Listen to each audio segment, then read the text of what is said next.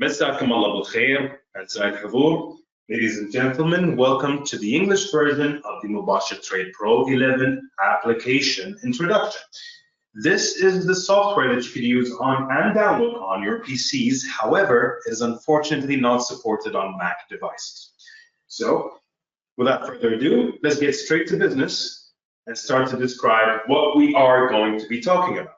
So first of all, I'm going to show you how to create a watch list. After that, we are going to touch up on order placements, and finally, we're going to wrap it all up with a quick view on how to look at all your portfolio's details, including the cash, as well as the positions that you may hold. So let's start it off with the watch list.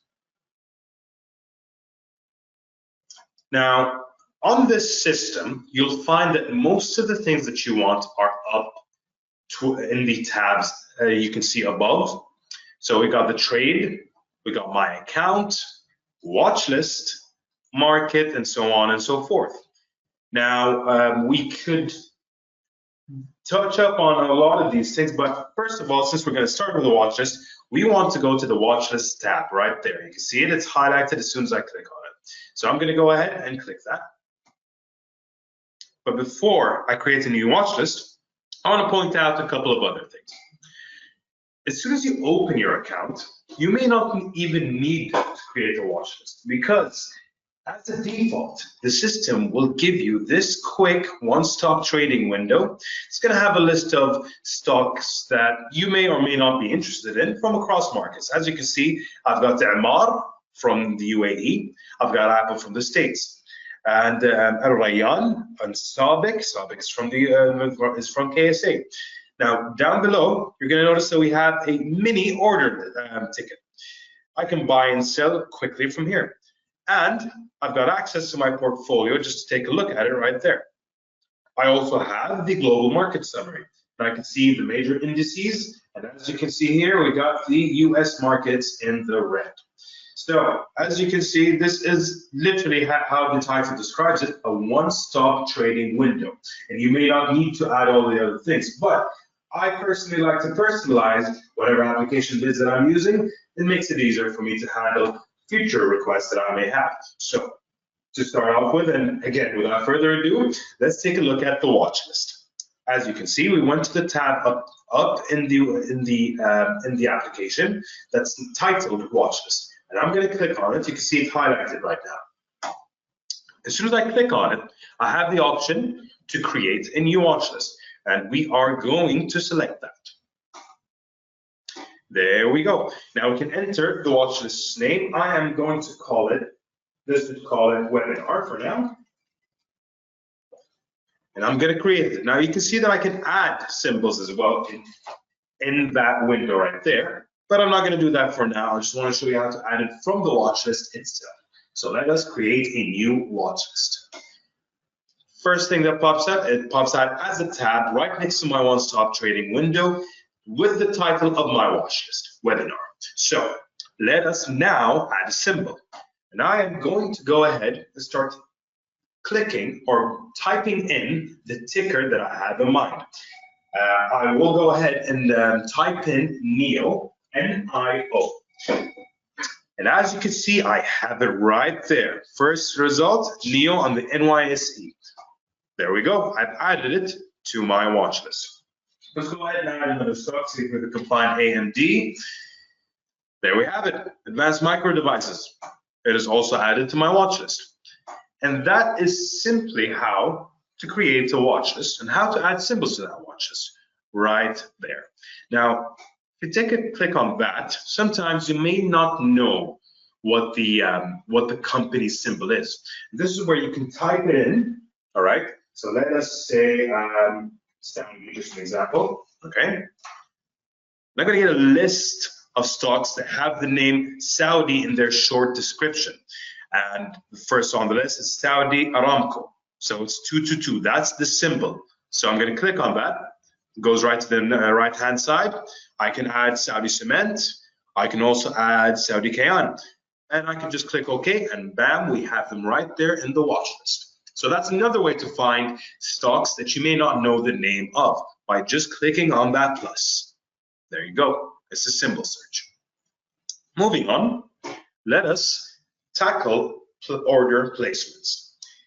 On the MubasherTrade Pro 11 application, the right click is your best friend.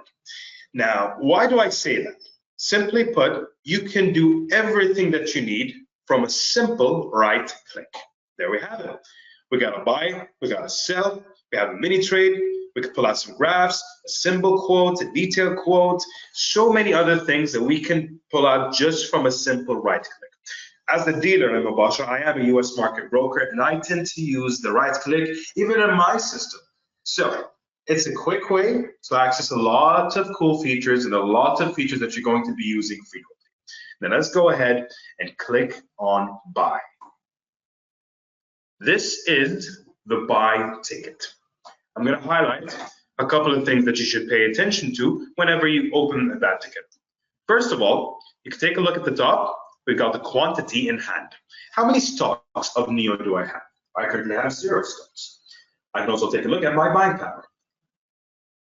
It's going to show me the buying power in USD because I only have a USD cash account and it's linked to the US markets. And speaking of, the portfolio side is going to select the portfolio that this is going to be credited to, and also the cash account is going to be debited from. Right underneath, we have the symbol that we're going to trade, NEO in my case. And now let's take a look at some of the features of the stock itself. We can see the percentage change of NEO, the high and low of the session, the current offer, the current best offer, pardon me, and the current best bid. We can have the previous close as well. I'm circling a lot of items, I know, but this is for your own benefit, trust me on this. And of course, we have the last. That is the last execution. So these are details related to your account and to the stock that you want to trade. Moving on down towards the section, towards the bottom of the order ticket, you're going to notice the things that you're going to need to input so that you can execute that order. So we have the price that you want to buy, and then we have the quantity that I want to buy. Okay. We also have the time in force, or the duration of the order, which is labeled as good till. I'm going to get to that in just a second. So I'm just going to explain the rest of the things first. Just a second, ladies and gentlemen, I believe I'm getting a question. I'd just like to stress to keep the questions towards the end of the session, so that we can address them then. I do apologize, sir. I will answer your question as soon as we finish the webinar. Moving on to the action. And as you can see, we are buying the stock. And right below action, we've got the trading session. Fantastic. Now, if you look at the orders left, we've got the order type, which I'll also be getting into shortly. And that pretty much sums it all up. So let's start back. Let us place the order. I told you that I was going to be talking about the time in force, or the good till. And if you click on that drop down, it's going to show you day or GTC. A day order is an order that's only going to be active during the regular trading session, pardon me, for the trading day itself. The GTC order is a good till cancel order. That's going to last until the order is filled or it is canceled by you. And I just want to stress that you can only cancel it half an hour before the market opens or during the regular trading session. That is specifically true for the US market. Moving on to the action, since we are buying, we saw from the right click, we clicked on buy and it opened up a buy ticket, but we can switch it to a sell if we want to. Let's say I wanted to sell, I didn't want to buy, I could just switch it from the action right there. Buy and sell. So let's stick to buy right now. Let's look at the order type. Now, a simple order has two primary types, the market order or the limit order. A market order is going to execute your order at the market's price. No matter the price, it's going to execute it fully.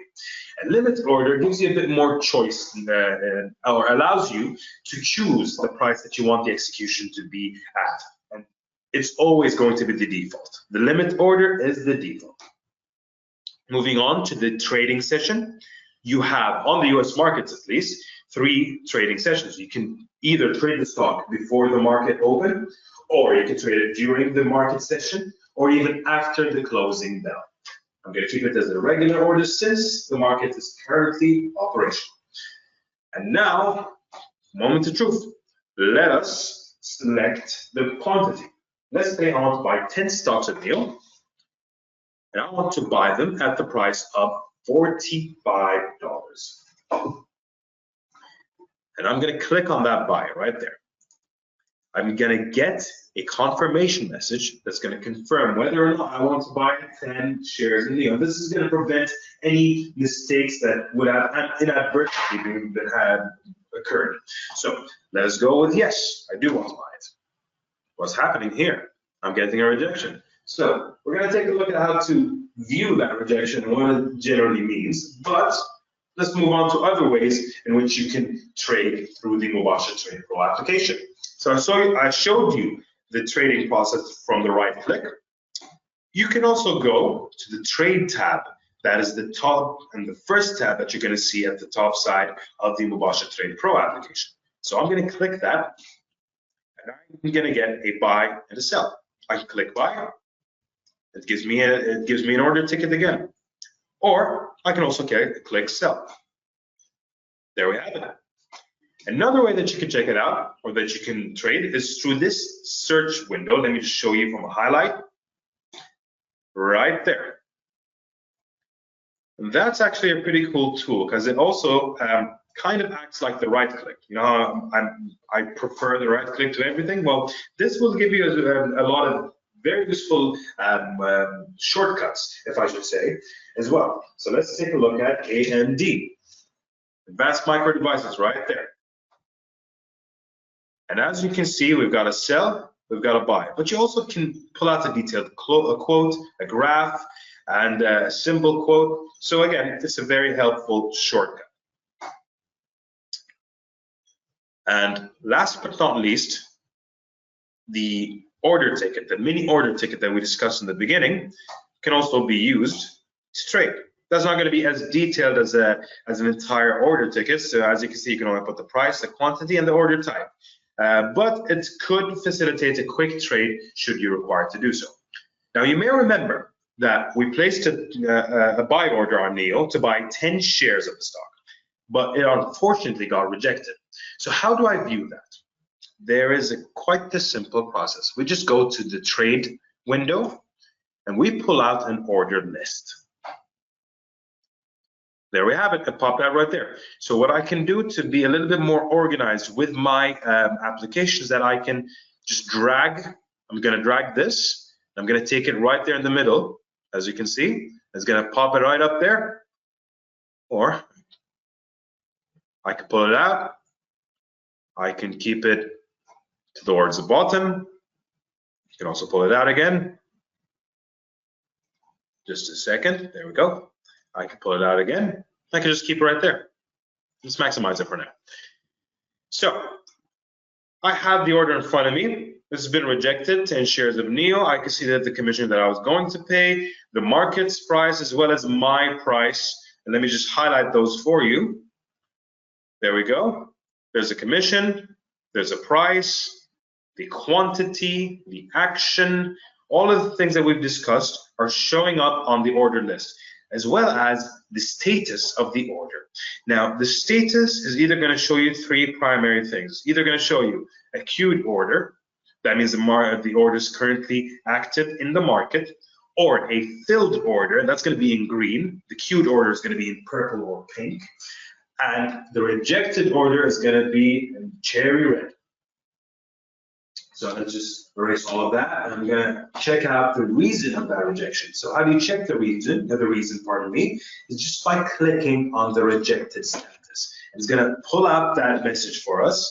And as we can see, I do not have enough buying power in my cash account to buy that stock. So that is why the order was rejected. That's perfect. So let's say I want to backdate a little bit, and I want to check some older orders. How do I do that? Again, we go to the trade window. We look at order search. We got USD. We got from date. Let's go 1st of October. All right. Order number if I have it, or just search for the symbol if I want to. So let's just search the orders in general and see if I get anything.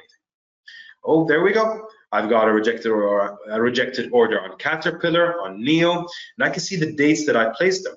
So when it came to Neo, that was placed on the 5th of November. What about Caterpillar? That was placed on the 22nd of November. Let me just highlight that for you in case you can't see it. There we go. The exact time and date of the order's placement. And that's simply put how to check out your orders as well as any past orders that you might have placed. If we are to buy a stock, and I want to understand how much money am I making on that stock? Or perhaps how many shares do I have of that stock? What's my average cost? Simply put, we need to go to our portfolio. And how do you access your portfolio? It's by going to your account, my account there. As you can see, I can select portfolio. But before I click on that, we have discussed this earlier today, that in the one-stop trading window, we have the portfolio already available. But I'm gonna ignore that for now. And I'm gonna go from my account to portfolio. And there we have it. Here's my portfolio. Of course, I haven't bought the stock because I didn't have the sufficient buying power, but let me just walk you through some of the things that you can expect to see. And again, we're going to pull out our pen. We got the symbol, the stock symbol that I may have, the description of the stock, as in if it's AMD as an example, short description is going to be advanced micro devices, just as an example.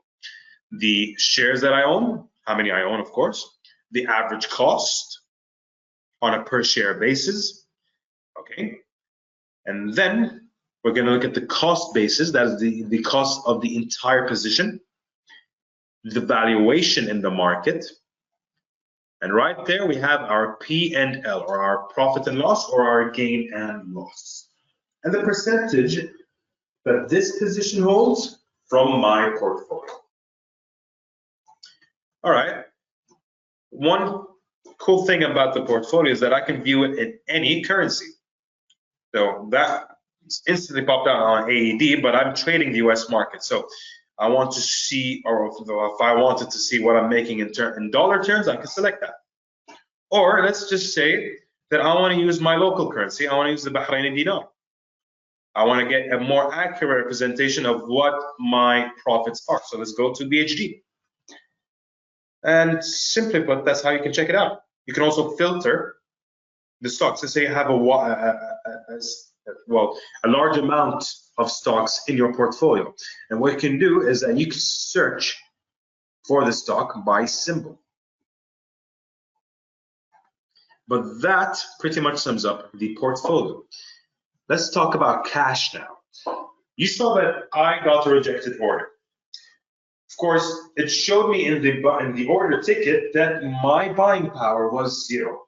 But how can I confirm that? Just to be sure, you know, sometimes I might have had a different order placed that's currently holding up all of my cash. So how can I confirm how much money I actually do have? And if I have cash in any other cash account? So we go to my account again, and what we pull out is the account summary. There we have it. I can select whatever portfolio or cash account that I have. And as you can see, I only have the USD, so I'm going to keep it that way. I can see, let's bring out the handy pen again. I can see the cash that's available for withdrawal, any unsettled sales that I may have, my cash balance, and any pending amounts for orders and withdrawals. Of course, my buying power, and the account net worth. Again, very useful in your trading activities. That is indeed the account summary. So that pretty much sums up the webinar and how to use the MubasherTrade Pro 11 application. And I will happily take any questions that you may have as things stand.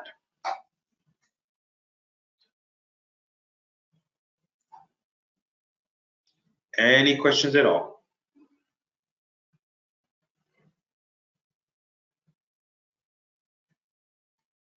there we have it. So I received a question that's basically asking me, how can I transfer from cash account to cash account? That right there is quite simple, actually. And before I can get into the answer of that question, good sir, I'm going to just describe one key feature of the MubasherTrade Pro application, or in general of MubasherTrade, is that you can transfer from, or you can set up a currency for every market that you may want to trade. So I can have the SAR for the Saudi market, I can have the BHD for the Bahraini market, and of course I can have the dollar for the US markets. And to transfer from one cash account to the other, what we're going to do is that we are going to my account. Let me just confirm that. Yeah, from my account. The tab right there at the top, as you can see it's there. You're going to go to cash transfer right there. You're going to select that. It's going to let you choose which portfolio to select from, the portfolio you want to select to, and the amount that you want to transfer. I unfortunately only have the USD cash account, but should you have any further cash accounts, that will also pop out.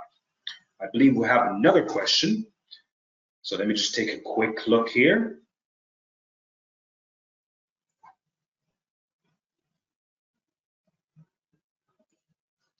Okay, so I've been asked on the placement of a stop order. So stop orders are generally going to be reserved for a more advanced webinar, but I will touch up really quickly on them. So if you know what a stop order is, you'll be able to catch up. Otherwise, please stay tuned for our future webinar. So pull out Apple right there from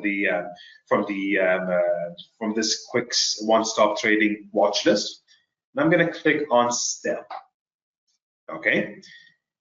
Now, you remember from the order type, you can select a limit order or a market order, but you can also select a stop or a stop limit. There you have it. So in terms of the stop, it's going to be a stop market order, and we can input our stop price or our trigger price right there. As you can see, that 0 that's highlighted. And I'm going to type it in just so that you can see it clearly. 1, 2, 3. That is the trigger price. So basically, when Apple reaches $123, this order will be sent as a market order. The stop limit is, as the name suggests, a limit order that also has a stop function. I can keep the stop price as 1, 2, 3, but I'm also going to need to select my execution price right there. And I'm going to keep that as 1, 2, 3 as well. So what I'm telling the system right now is that once this stock reaches $123, sell it at $123 as a limit order. So that will essentially prevent the stock from being sold for a level below 123. It's a matter of preference, really, on which one of those two options that you would prefer. Any further questions, ladies and gentlemen? Let me just take a quick look. I do believe we have a question coming in.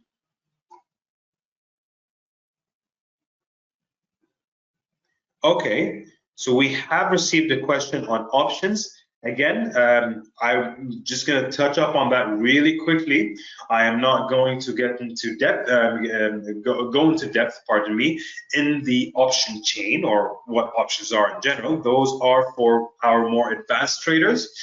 But just to show you really quickly, remember what I told you in the beginning of the webinar, the right click is your best friend. And sure, there we have it, right click, we can pull out an option chain. And that's going to give me any options that are available. I can select all. It's also going to give me the different expiry dates right there. Right click on the call options to buy a call, or right click on the put options to buy a put. As you can see, they're divided into two sections. The puts, let me just pull out my pen, are on the right hand side, and the calls are on the left hand side. Again, I just touched up on that quickly. I am not going to get into depth. This is a more advanced financial instrument. So if you are interested in trading options, I would highly recommend that you do your research and see if that fits your risk profile as an investor. Let's take another question. I do believe we have another question. I'm just going to check it out real quick. And we do, in fact, check out, okay, so received a question on how to generate history reports for realized and unrealized profits. I unfortunately do not have that information for you. So what I would recommend is that you give us a call. You can check out our website, or you can send an email to our global team, and they will happily assist you with that request. And I believe that sums up all of the questions that we have for today. So, ladies and gentlemen, I would like to thank you so much for attending this webinar. I hope that I have addressed any concerns that you might have had. And of course, I wish you the best of luck in your trading endeavors. And remember, research helps protect the best of investors. Thank you for listening, and have a great day.